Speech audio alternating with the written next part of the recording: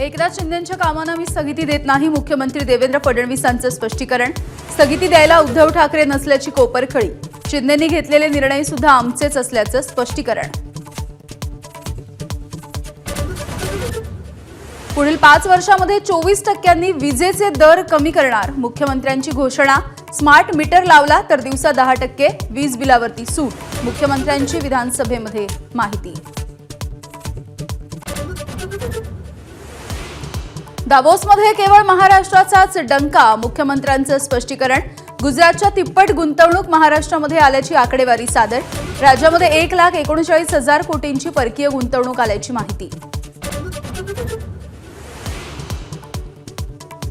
राज्याचा आर्थिक पाहणी अहवाल विधानसभेमध्ये सादर, आर्थिक विकास दर 7.3% राहण्याचा अंदाज, तर दरडोई उत्पन्न वाढीचा सुद्धा अंदाज।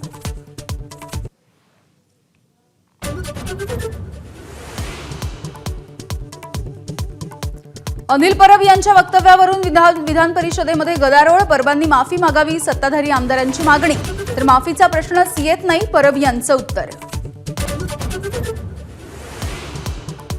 धनंजय मुंडेंच्या राजीनाम्याची माहिती मुख्यमंत्र्यांनी सभागृहाला का दिली नाही, विरोधकांचा सवाल। मुख्यमंत्र्यांनी हक्कभंग केल्याचा आरोप, संध्याकाळपर्यंत निवेदन देऊ, अजित पवार यांचं उत्तर।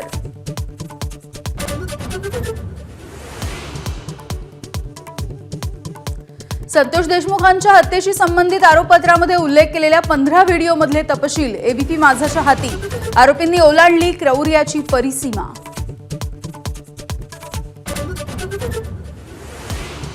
आमदार सुरेश धसांचा मारकुटा कार्यकर्ता सतीश भोसलेचे अनेक कारनामे उघड, मारहाणीचे व्हिडिओ व्हायरल, गुन्हा दाखल होऊन सुद्धा अजूनही अटक का करण्यात आली नाही, सवाल उपस्थित।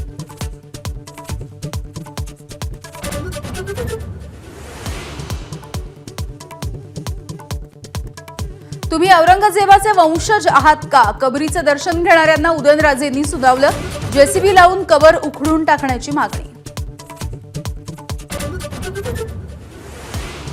महात्मा फुले आणि सावित्रीबाई फुलेंना भारतरत्न पुरस्कार द्या, सुधीर मुनगंटीवार यांनी 100 आमदारांच्या सह्यांचं पत्र तयार केलं, आज हे पत्र सरकारला दिलं जाणार।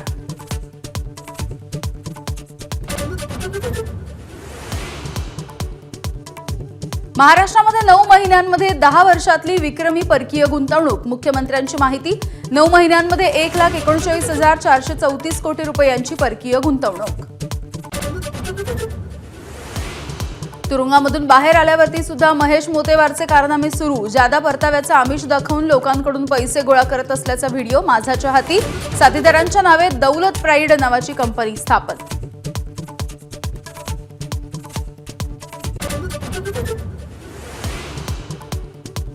रोहित शर्माने क्रिकेटचे धडे गिरवलेल्या मैदानाला म्हाडाकडून ना हरकत प्रमाणपत्र, एबीपी माझाच्या बातमीचा इम्पॅक्ट, तोडलेलं क्रिकेट टर्फ पुन्हा एकदा बांधून देणार।